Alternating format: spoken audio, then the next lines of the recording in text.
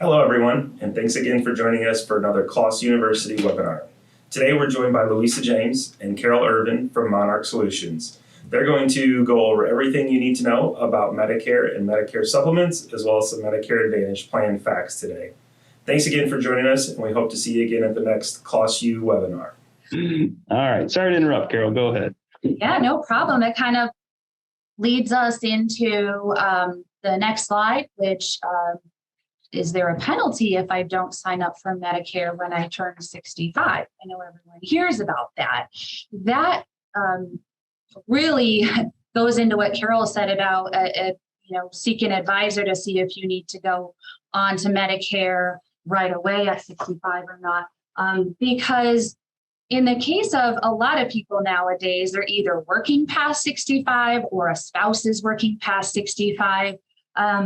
There's a scenario where you're still under a group plan through your employer. And if that employer has over 20 employees, you don't have to take Medicare right away at 65. At least you're not penalized for it. You can stay on your group plan and ride that out if you want to until you or your spouse retires and loses that. But again, it's best to make sure that you actually, fit in that category or not.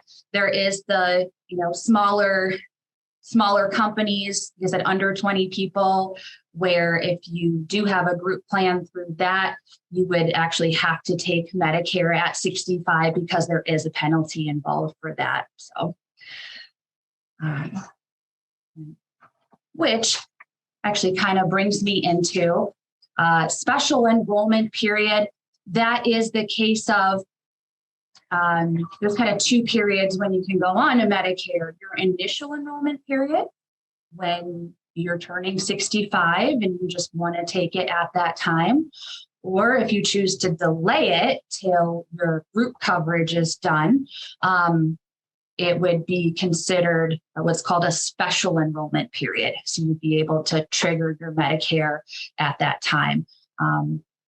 It says you have an eight-month special enrollment period to do that. So again, it's just really navigating that and figuring out if you need to go on to Medicare right away, or if it's worth it compared to what you're paying on your group plan. Those can really vary. So that's why it's just best to have an advisor on your side to give you the facts so you can make an educated decision. Okay, so now we're going to talk about what does Medicare cover, okay? Medicare is actually very comprehensive.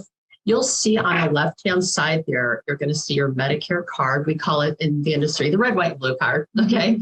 And it's always going to have the member's name there up on the top. And then in the center of the card there, you'll see the actual, what they call it, the Medicare beneficiary number. It's hard to say that.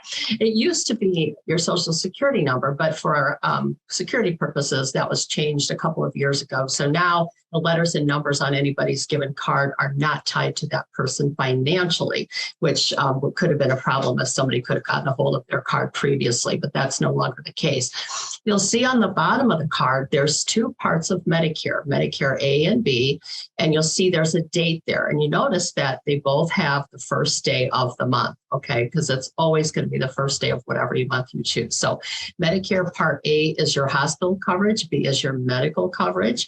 And so for Part A, what Part A covers is your hospitalization. If you're actually admitted to the hospital, Part A is going to cover everything for you while you're there. Whether you have doctors come in to see you, whether you have prescription drugs, you have testing, surgery, whatever it is, Part A is going to cover everything. Now there's a deductible in Part A, and that's currently $1,556. But that risk can be covered with a supplemental option, which we'll talk about in a little bit. The other things that Part A covers is skilled nursing. And that can be, there's a couple of different ways that skilled nursing can be covered. It can be covered 100% by Medicare the first 20 days, or you also, if you're there longer than 20 days, there's a kind of a large copay right now, $194 and some change per day. And depending on which supplemental option you choose, it will depend on whether or not that those dollars will be paid for you or not. Also, hospice and home health care are also covered under Part A. Now, Part B is where most people spend their time, because Part B is going to be all of your doctor visits, your lab work, your testing, diagnostic testing, MRI, CT scans, medical supplies. So for example, Louisa and I have clients that have CPAP machines, and they might ask us, well, where can we get our parts for that? Well, we can visit the Medicare site. We can put a little bit of information in there, and we can find out that integrative home health care here in Rockford will cover anything related to Medicare. So that's a great resource. But Part B is where most people are going to spend their time, because that's always going to be their regular doctor visits, specialists, and things of that nature. Now, there's a few things that Medicare doesn't cover. And we used to say Medicare doesn't care if you can eat, see, or hear, because they don't cover dental, vision, and hearing as a general rule. There's a few other things that they don't cover. And you'll see here on the slide that long-term care, that comes up a lot for Louisa and I when we're meeting with clients, because people are under the assumption that Medicare covers long-term care. And that's a great time for that question to come up, because then we have to let them know, and no, it doesn't cover that, but we can help you with that if that's something that you need. Dental is not covered, and eyewear, basically, if you could get one eye exam when you're new to Medicare, but after that, that's really not covered much. Dentures, cosmetic surgery are not covered. Acupuncture, no. Hearing aids, not unless you're on an Advantage plan, which we'll talk about in a little bit. But some of these things here that are on the slide, there are some benefits in one of the options that covers what Medicare doesn't cover, and we'll talk about that in a little bit. But as a general rule, these items on this list are not covered by Medicare. So like Carol mentioned, we are going to be going over how to cover some of that stuff and the supplemental options. But very quickly before that, wanted to go over what does Medicare itself actually cost, that A and B that she was talking about. And between A and B, they basically cover about 80% of your hospital and medical expenses. So where we come in is help fill in the gaps, that other 20% of hospital medical, the prescriptions, the things that were listed on that last page. So Medicare cost, though, Carol had mentioned that Part A, the hospital side of things, for most people, there's not a premium for that. The qualification for the no premium is that you've met, between you and your spouse anyways, have met your 40 working quarters, which ends up being about 10 years of work, even at a part-time basis. So if someone has not met their 40 working quarters here, then they will pay a premium, a graduated premium, according to how many they did not meet. Part B is the one that everybody pays for. And I apologize, these are 2021 numbers. I couldn't find the updated graphic for it. But 2022 right now, most people pay $170.10 a month for this Medicare Part B. Okay. And you'll see there is a graduated grid here where these premiums can go up. It's based off of your household income, or not your household, between you and your spouse, if you have a spouse, or just you individually, if it's just you. It's based on your income from 2 years ago. Always. So if you're going on to Medicare in 2022, Medicare is going to base your Part B premium on your 2020 income and so on. So that's something just to be aware of when you're making your decision to go on to Medicare also versus taking your group plan, is how much is Medicare for that? Mm-hmm. If you're drawing Social Security by the time you go on to Medicare, that Part B premium will just come directly out of your Social Security check. If you're not drawing Social Security at that time, you'll still be eligible for Medicare. It's just that they're going to bill you quarterly for it instead. They do have the option for you to set it up monthly out of like a checking account, but just know there's just a different mode of payment if you're drawing Social Security versus you're not. Louisa, is there a waiver available, say in that example, if a client in 2020 combined them and their spouse made 200,000, for example, and they would be over that threshold, could they apply for a waiver to say, I just retired in 2022, will I not have an IRMA adjustment? Can they, make an exception for that or apply for their regular premium if they just retired? Yes, great question. And yes, there's basically a Medicare appeal form for that kind of scenario.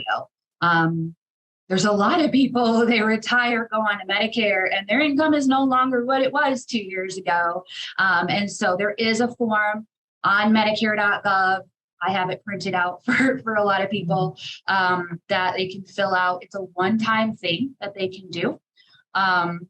But in the case of what you're saying, where their income is no longer that, if that appeal is granted, their premium that normally would have been higher can go back down to the standard or a lower amount accordingly. So it's definitely worth looking into.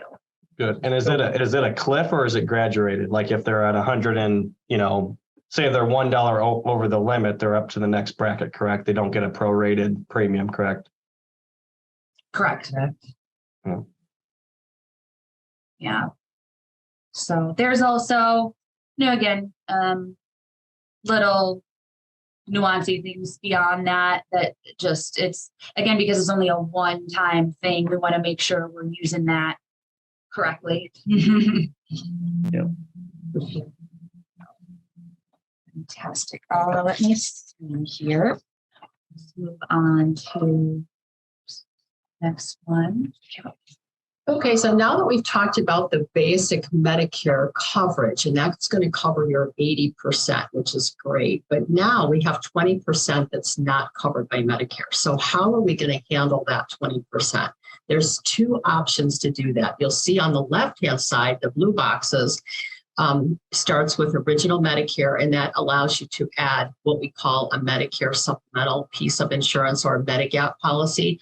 I tend to use the technical term for that, which is Medigap. It covers the gaps in Medicare. I tend to do that because a lot of people will just throw the word out supplemental, but that could be a Medigap policy, or it could be a Medicare Advantage plan. So I like to use a technical term because it helps my clients and I know exactly what we're referring to. So the Medigap policy is a piece of private insurance that covers those gaps in Medicare. And we're going to talk briefly here in the next slide, I believe it is, of the different options for Medigap and what they cover. Now, Medigap policy only covers your health. So you're going to have a prescription drug plan, a way to handle that. So what I like to tell people is, if you like that option, the Medigap and the Part D will make you whole then with Medicare. And so that's one option. The other option is called Medicare Advantage, and it's actually Part C of Medicare. And think of it this way. If you're on a group plan, you have your doctor, you have one card, whether you go to the doctor's office, the immediate care, the hospital, the pharmacy, where Medicare Advantage works the same way. You're going to have one card, whether you go and do any of those things I just mentioned. Okay, so it does combine Parts A of Medicare, B, and D, which is prescription drugs all together. So we like to say A plus B plus D equals C. You knew that, right? So Medicare Advantage is a network plan, and there are several different options in the area for Medicare Advantage. We have one carrier that has about 65 to 68% of the market share in this area, but it does contain some additional benefits, supplemental benefits, we like to call them, or ancillaries for dental, vision, and hearing, whereas the Medigap option in Part D does not cover any of those type of items. Now, with the Medigap policy, there's no network. So We like to tell people to think about their lifestyle and retirement. Are they going to be staying pretty much close to home? Are they going to be traveling? Do they have grandkids in different parts of the country like Palmer does, and he has to decide where he's going to travel? So those are considerations for people, because if they don't want to be in a network, then the Medigap option might work well for them because it affords them a lot more flexibility.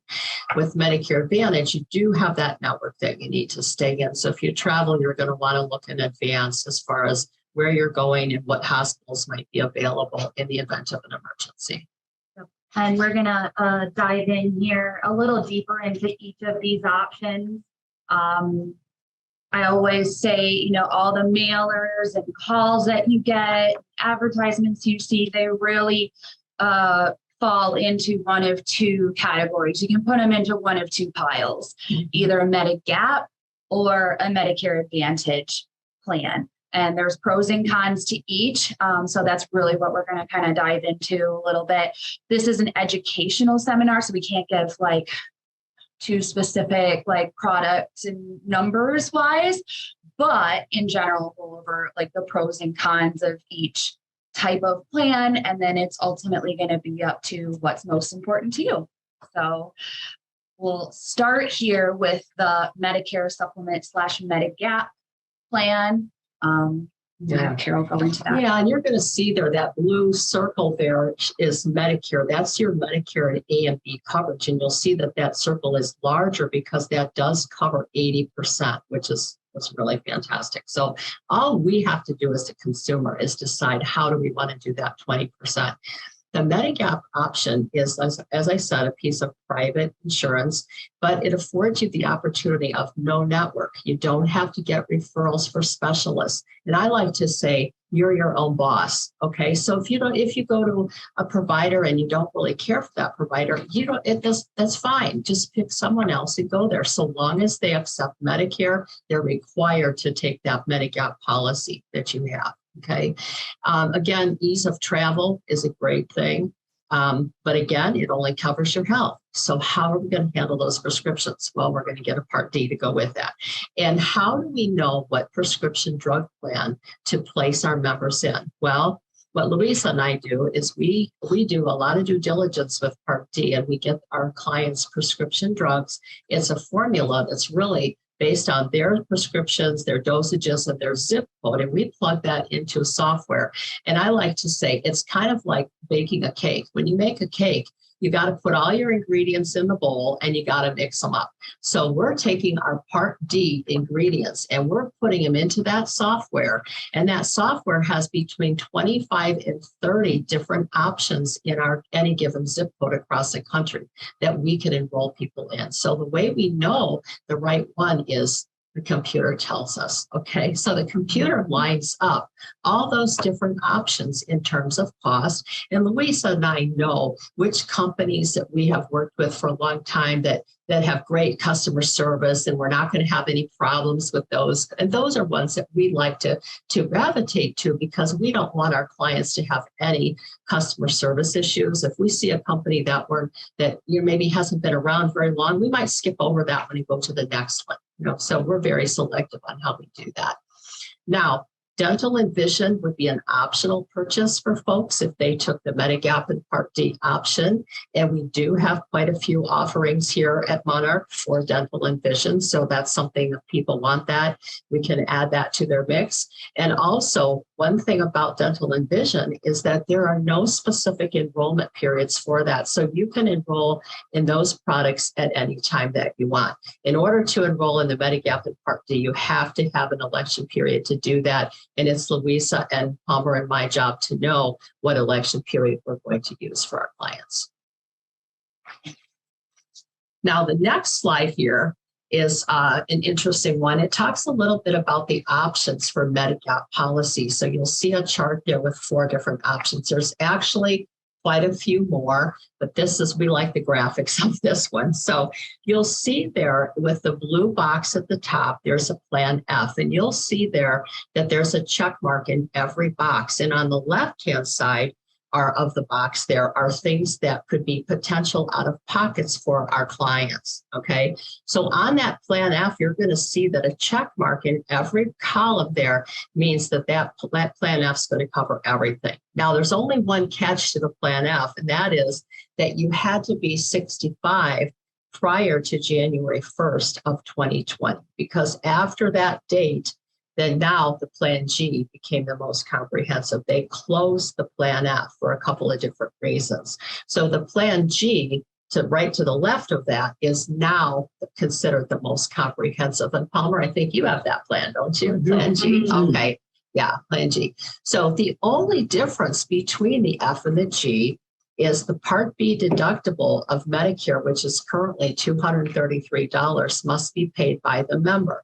The plan between Medicare and the Medigap policy will then pay everything else after that deductible of $233.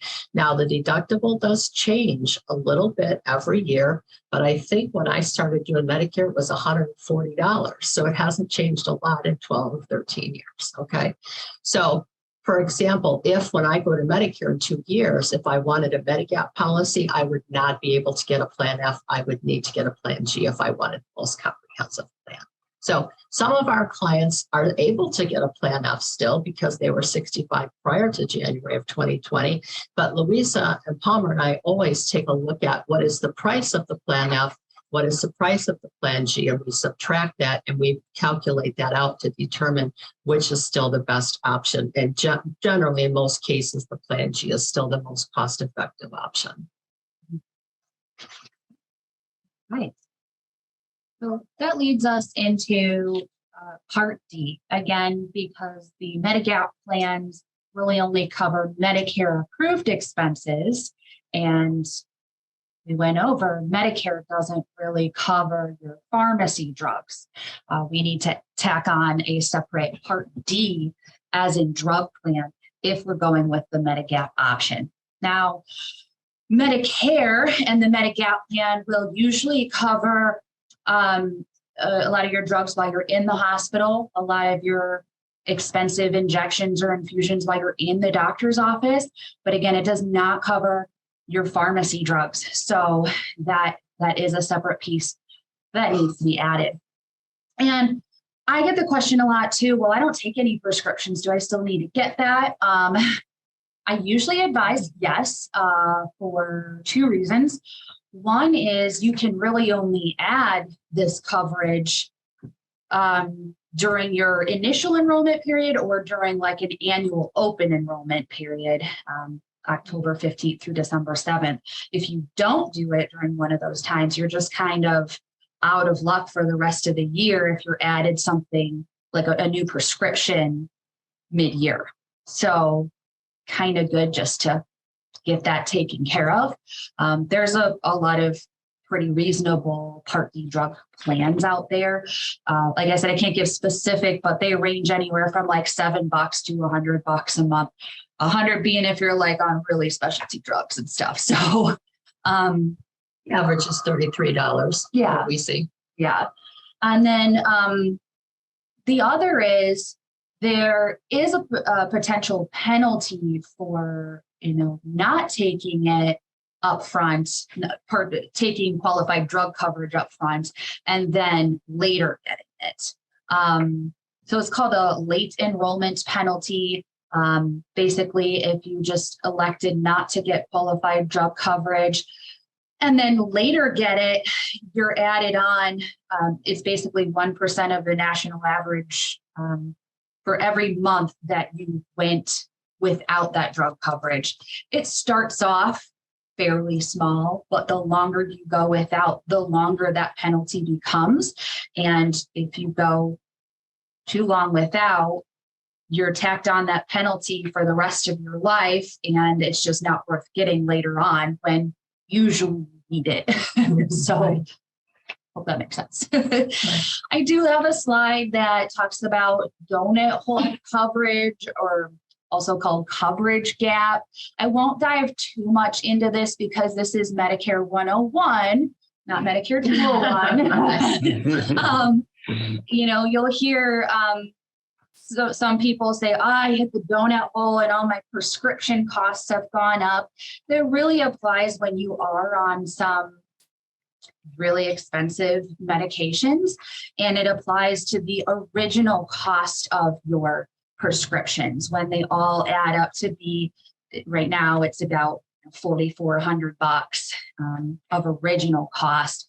Your portion of it can go up significantly. So our office put together actually a pretty neat video. Carol starred in it on how the donut hole kind of really explained the donut hole. So if you are interested, we can definitely send that out to you because it can be kind of a complex topic. So we actually have one on Part D too that goes into much more detail about the basics of Part D, like what are the components. You know, they have a premium, they have a deductible, they have potential co-pays. You know, so it kind of explains all of those facets of Part D. So that's available if anybody wants that. Yeah, we've been trying to put together more and more like little educational videos because, as you guys know, there's a lot of questions that come up with Medicare, and really just trying to be a little more thorough and put some color to some of these topics that are normally like, I have no idea what this is. Someone explain it to me. So if anyone has an ideas for it, we love putting them together. So I'm going to switch over to our second option, Medicare Advantage, or Part C, as if we don't have enough letters already. Alphabet soup. Right. But Carol went over the Medigap. You have to tack on a separate Part D plan. If you want dental, if you want routine vision care, you have to add those pieces. Versus an Advantage plan is really a bundled plan. Your health, your prescriptions, dental, vision, usually the most competitive plans cover some sort of hearing aid, gym memberships, over-the-counter benefits, usually not why you get the plan, but they're just nice extra perks. If you see those advertised, it's usually an Advantage plan. As I mentioned, there's pros and cons to each route, Medigap or Advantage, and it's just up to what makes more sense to you. A couple of points on the Medicare Advantage. Network, so unlike a Medigap plan where your network is Medicare, which most, not all, but most doctors in the country take Medicare. Advantage plans are usually like an HMO or a PPO network, probably more of what you're used to, where it's not quite so large. If you're in a PPO, you still have a nationwide network, but you ideally want to check ahead of time and make sure a doctor or doctors are in network before using that plan, because you pay more for the services if you're out of network. And then HMOs are a little more restrictive beyond that. You really have to utilize that company's network. Sometimes get referrals to see specialists for that. Premium, usually that's one of the pros in the category of Advantage plan. These are usually the lower premium of the two. Most of the Advantage plans you're going to see between like $0 to $30 a month. You'll see Joe Namath say everything's free on TV. Right. Well, there's a lot of zero premium plans, but not everything is free. With the lower premium comes added potential out-of-pocket costs in the form of co-pays or co-insurance. So co-pays being you're paying a set dollar amount to have this certain procedure done, service, test, whatever it is. Every Advantage plan has a schedule of the service and the copay attached to it. And they're all meant to bring what's a high bill down to a manageable copay. It's just the fact that you have a little more of a question mark on what you're going to pay on the back end because you have the copays for that. They also, though, all have an annual max out of pocket, which just means, if you have something major happen, you can't get eaten alive into the tens of thousands, hundreds of thousands of dollars with copays. They will have their max out of pocket, which in 2022 anyways, the average one was this $7,550 for that, for in-network services. So again, you can save up front. You do have some potential out of pocket for the Advantage plans. And then, sorry, go ahead. As to say a question, we kind of get it, or can you think of like a sample client where the Advantage plan really makes sense? Is it just that someone who's looking for maybe cost savings and is okay assuming some of the risk on the back end of out of pockets and things like that? Is that the general profile? Yes.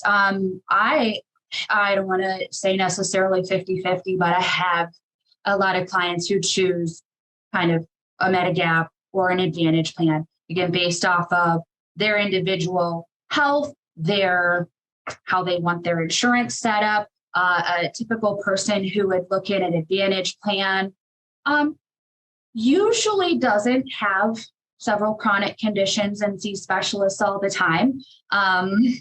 They want to save up front in the premium, get a little beefier, extra dental and vision and hearing and all that kind of stuff built in.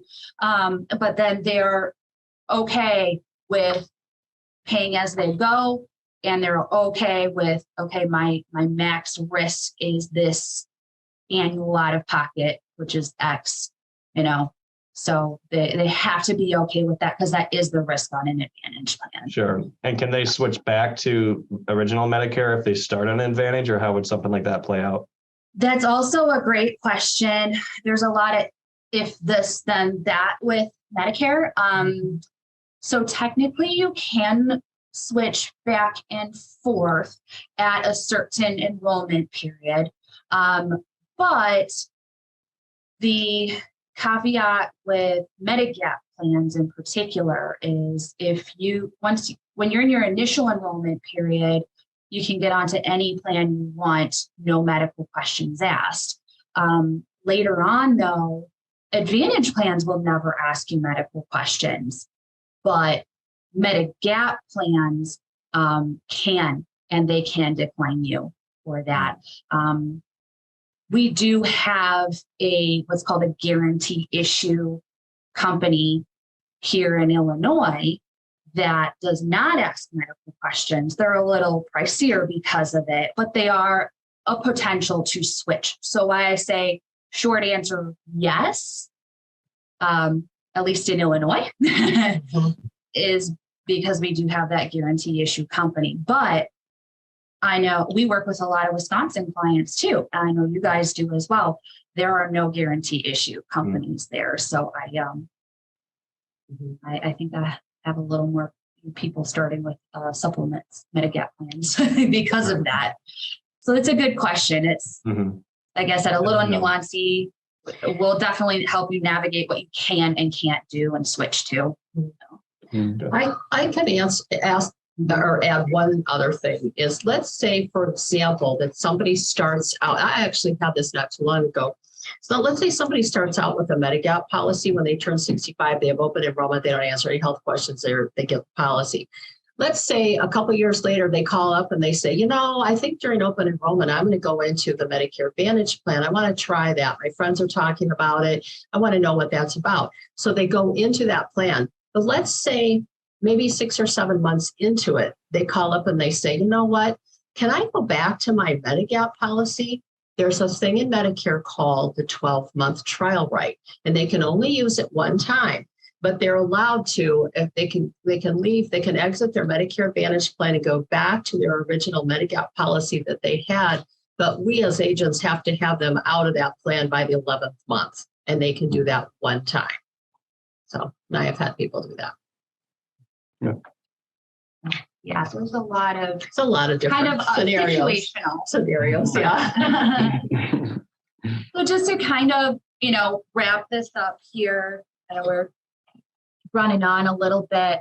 We've already kind of covered some of the pros and cons of Medigap versus Medicare Advantage, but that's really our job as advisors, is to let you know of those pros and cons and give you the facts so you can make an educated decision on it based on you. The Medigap pros are well, no copays or lower out of pocket for that, but they do have higher premiums correspondingly for that. Freedom to choose your doctor because you can use it anywhere that they take Medicare. No referrals necessary. Some routine services not covered, like vision, dental, and hearing aids. So that would be a separate piece, an additional cost if you want to add those. So that'd be in the con category, and then covered anywhere in the US. And some Medigap plans have international coverage and emergency as well. Advantage plans generally have lower premiums, sometimes zero, but do have copays. They are restricted to a network. We usually work with PPO networks if we're looking at an Advantage plan, just because they're a lot more options, bigger network. May need referrals for specialists, not typically for a PPO. May include extra benefits. I mean, this is what they advertise out on TV, is all the extra benefits and the gym memberships and the over-the-counter benefits kind of things. And then emergency services only outside service area. So when we meet with people, we'll go through individually the prices, the risks that you would see with each plan, and help you weigh your options. And our last slide here, really things to consider when choosing your plan. Your health is probably a big indicator. How often do you see the doctor and your specialists? Do you take a lot of prescriptions?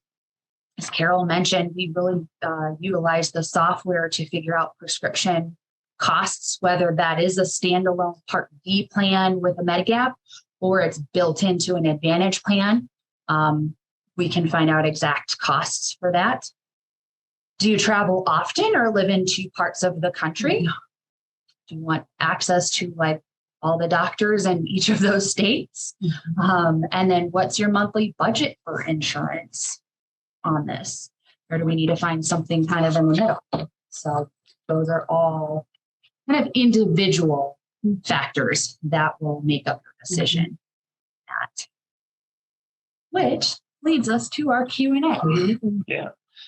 Good. I will open it up for Q&A in just a second here, guys, but hopefully everybody got some good benefits out of this. One thing I would add is that Medicare is very likely the best insurance you're ever going to have once you get on with the Medicare and Medicare supplement route, especially. Yes, even though the Medigap policies are a little more expensive, it's still very reasonable to not have a ton of out-of-pocket costs. And we as financial planners love more fixed costs that we can budget around versus getting a big out-of-pocket maximum or something like that. And the other big thing that I would add is that Medigap policies is all standardized by the federal government. So some people get so connected to the company because they think the company is what gives them the great insurance, which is very true. But once you're on Medicare, all that matters is what plan you're in. So if you have like a plan G, for instance, it doesn't matter if it's Mutual of Omaha, if it's Blue Cross Blue Shield, the coverage is all the same. So once you get onto Medicare, it's generally easier because you're just price shopping on who has the best plan G, assuming you qualify for it and all that kind of stuff. And customer service. And customer service. Yeah, exactly. And many insurance people will be happy to sell you a Medicare supplement because almost everybody offers them, your country, your State Farm, all that kind of stuff. Now, I will say that those generally aren't the most cost effective, which is why we like people working with brokers and things like this, because you truly are just shopping based on price for the most part, as long as it fits your needs here. Right. So, anything to add, Carol or Louisa, to that? Did I misspeak at all? No, not at all. No, and Kyle, Okay. the thing that we see is that the more conditions that people are doctoring for, they need much more comprehensive coverage, which to your point is going to be the Medigap option. I mean, I have people that are doctoring for cancer right now, and if they were on an Advantage plan, they would hit their max out of pocket immediately because of that 20% coinsurance for chemotherapy. So Medigap is much more comprehensive, but if people don't take prescriptions and they might see the doctor every few years, those are the type of people that might gravitate toward the Medicare Advantage option. Yeah, absolutely. I'm thinking of a client right now that she went that route, but she's 65 years old. She runs every day. She's on no prescriptions. I'm like, oh, you can probably get away with it for a while. Right. Yeah. Right. Well, good. Does anybody have any questions? Like I said, you can use the Q&A box or the chat. Otherwise, I can turn on live microphones as well. Louisa, would you stop sharing yours? Oh, I can stop it from here. There we go. That way we get bigger screens on everybody. So I will open up for live questions. Give me 1 second. So I'm going to allow everybody to talk here. However, you will need to unmute yourself if you would like to ask a question. Or like I said, you can still use the chat or the Q&A box down at the bottom as well. I think that's everybody. There's a lot of people on. There is. We had up to 12 or 15 Good turnout today. So that's good. The virtual ones get a little more participation, I think. It's a little easier to take these from the comfort of your home versus getting out and about. So. We understand. All right. Does anybody have any questions for Louisa or Carol or myself or Nate at all? What we find a lot is people don't know what to ask. Yeah. I got a couple ones I can place They'll for say, you. what to ask. That's okay. I think we covered this a little bit already, but a common question we get is, I'm still working on my group plan, but I'm 65. What should I do? And it sounds like it depends kind of what your group plan is and a comparison of benefits, right? If you should enroll in plan in Part B, right, but you should pretty much always go on Part A. Is that correct? Yes, and I can't express enough how important it is for somebody to get advice about what they should do, because we always tell people what's the best situation for them. I just had a fella in last week that has been paying for his Part B premium for 4 years because nobody advised him not to take it. And he's on if I mentioned the company, you'd all know what it is. It's a large employer. He should not have had his Part B this whole 4-year time while he's on his wife's insurance. And he came in and he had the Part B. And another thing it does is it limits their coverage options when they come off that group, So, but I was sad to hear that he'd been paying $144.60 a month for 4 years. And nobody had given him any advice about that. Very sad situation. Yeah, I've had other people who are like, group plans they range, right? Some people pay $50 a month. I've had one person who was paying like close to $1,500 a month, and they just stayed on their group plan. And I'm like, let me show you what Medicare with like even the gold level supplemental stuff is. Right. I don't think you would stay on that, so just, again, it's situational. Just get the numbers and be able to make a decision. Oftentimes Medicare, I know, supplement is much more costly for, much more cost effective for people, providing that they don't have a lot of prescriptions. Yeah, exactly. We did have a client ask a question here. Going back to I'm healthy and choose the Advantage, and then 5 years later need to go to Medigap. I have a one-time option to do this. So do you guys want to speak to that a little bit? So if you start on a Medigap or on a Medicare Advantage plan and then later want to switch to Medigap, what are your options for that? Sure. So let's say that this person stayed on their Medigap option for 5 years, and then they decided, well, their health has changed. They might want to or they might want to try the Advantage plan. Okay. So that's what you're doing, right? Are we talking Advantage to Medigap is what we're saying. They're on an Advantage plan for 5 years, and then they want to switch to they have comprehensive. Yeah, I would say this is probably the most common way. Is people that are healthy when they're 65 go to Medicare Advantage plan, but then something happens and they want to switch. Yeah, because an Advantage plan, there's no medical question you're good Right. there during an open enrollment period, but Right. yeah. What we always tell our people is stay in touch with us about your health, because if your health changes, we have underwriting questions. So that particular person in the Advantage plan would need to go through underwriting if they want to switch to a Medigap policy, unless they want to do the guaranteed option for the Medigap, which is a little bit more expensive, but not often. And we find that a lot of people will go ahead and want to pay that extra $20 or $30 a month because it guarantees them that they can get the policy they want. So the answer is you can switch to a Medigap policy, but you have to do it during open enrollment, correct? You do. And you would have to answer health questions. Yeah. To qualify. Unless you took the guaranteed issue option, which for Illinois is Blue Cross. Again, in Illinois, but Wisconsin, I can't find one that does guarantee issues. They're a little bit of a different situation there. Okay, good. Oh, is that also available in Wisconsin? She just answered that for you. So unfortunately, no. Yeah. No, we like our guaranteed issue product here in Illinois because boy, we have a lot of people that need that. You know. We work in a number of states. I know we touched a lot on like Illinois, but we do work in a lot of other states, including Wisconsin, just right next to us. So. Yep. Good. All right. Anybody come up with any other questions? I'm going to ask it instead of type it this time. No problem, Ben. As far as when we get to the point that we're starting to look for insurance, like when I've talked to CJ, and it's just like there's help through Klaas to do that.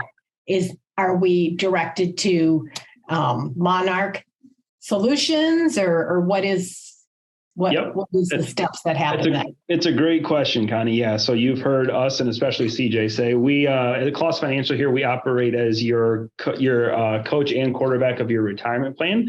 But we know which players to add where. So I like to say that we know enough to be dangerous about Medicare and can point you in generally the right direction. But we are not licensed to write Medicare supplements or anything like that. So we would always refer you to Monarch or another independent insurance broker to actually write the policies and give you a more in-depth answer and go through your individual situation. They'll get your formulary for your prescriptions to do the analysis and all that kind of stuff. So yeah, you would go outside of Klaas's walls to actually buy the supplement, I guess. So great question. One more question to add on to that. What is the time frame that we should be using in order to get the insurance by the time I don't have my group health insurance? Are we talking like 1 month, 3 months to start that process? It's a good question. Ideally, like 2 to 3 months. I've done it in less crunch time, but ideally, they said really like 3 to 6 months, just start talking about it and weighing the options and getting everything set up. But I say 2 to 3 months because it's not just our end on getting your Medigap or your Advantage plan set up. That part, all the major companies have really slick electronic applications. They take like 5 minutes to do. The lengthy part is actually signing up for Medicare via Social Security, and they're not the quickest these days. So we go over kind of a timeline of what you need to do, what you need to have in place when, and then also so it gives you a little chance to look over the options too and not be rushed into a decision. So just the sooner the better. The other thing too is if someone is already taking Social Security, then Medicare automatically sends them their Medicare card about 6 weeks before their birthday month. So then they get that card. And then if they can get some advice from an advisor to help them with whether or not they should keep that Medicare Part B, sometimes we recommend that people rescind that if they're going to stay on a spouse's plan or their own plan. But Medicare does automatically send you your card if you're drawing Social Security. So if you have any clients that are in that situation, they'll automatically get their card. Good to know. All right. Any other questions? Nate, did you have any more on your list? No, not regarding Medicare. Okay, perfect. Good. Any questions from any other listeners out there? Like I said, you can either pipe in and talk, or we can just do Q&A or the chat button. But hopefully this is good. I know you guys can't talk specifics, but a range of a 65-year-old, if they were to go the Medigap route, I would be about 170 for Medicare Part B, obviously. Prescription plan average is $30 a month, roughly. And then a supplement on top of that is another 150-ish. 100. For 65-year-olds. For 65. it'd It be does 100. get more as you get older. Okay. Yep. Exactly. So for those of you that have worked with us, you know that we we project somewhere between $300 to $400 a month once you get onto Medicare for a Medicare supplement and all that kind of stuff between the prescription plan and all that. So we're in the ballpark, which is good. So that's why we say, yes, that sounds expensive. But if you looked at what you're actual paying for your group insurance, there's a good chance that it's actually not much more expensive than what you are now, unless you work for a really great company that covers a good portion of your cost for you. So Yeah, and what Louisa and I are seeing is a lot of the companies are having to raise those deductibles and max out of pockets for people in order for the employees to afford the insurance. So, even if they're paying the same amount to go to Medicare as they are in their group insurance, their potential out of pocket is significantly more on their group. mm-hmm. Yeah. Great. Good. All right. Well, if no one has any other questions, we will go ahead and end this thing. Just so that everyone is aware, this has been recorded. I missed the first introduction part of it, but I think I got most of it here. So we will be posting this up on our website in the future. It usually takes us a couple weeks to get it up there. So if you want to revisit any of this, you certainly can. Otherwise, feel free to reach out to either your advisor here at Klaas or Louisa or Carol over at Monarch Solutions with any other questions, and we'll be happy to point you their direction if you don't have their info, and they'll be happy to talk with you and walk through things. I guess that's a question. Is there any consulting fees or anything like that on your guys' end, Louisa and Carol? Not at all. Not Okay. No. No.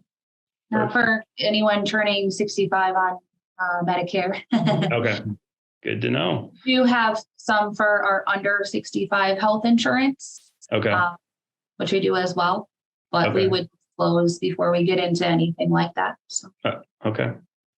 Sounds good. All right. Well, thank you everybody for joining us. Hopefully you found this educational, and we do these pretty much once a month. We have a different topic all the time. So hopefully you'll join us for another one here. We usually shut it down around the holidays, so we've got a few more this year yet. But all right, everybody, have a good rest of the night and get out and enjoy the sunshine. Thanks, All right. everybody. Thank you. Thank you.